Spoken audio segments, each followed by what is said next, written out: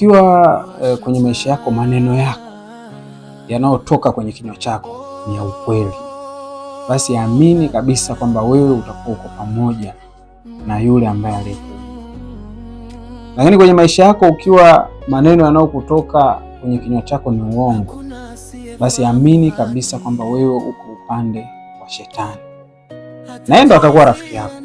Kwa mnashauriana, anakushauri, anakuongoza, lakini ukishakuwa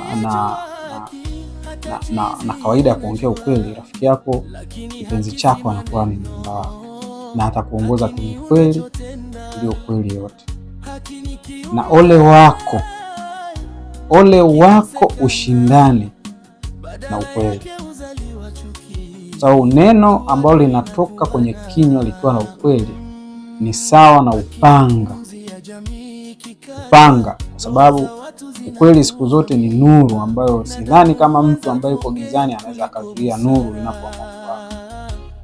Na matokeo yake mnaanza kuyaona, watu wanaanza yaani wanamulikiwa kidogo tu, mtu anashindwa hata kusoma, baika.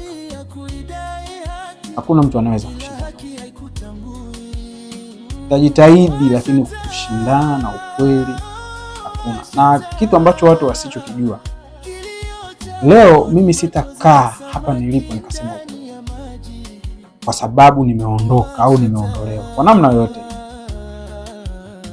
lakini amini usiamini, watakuja wengine the best kuliko mimi, na watakuwa wanasema ukweli.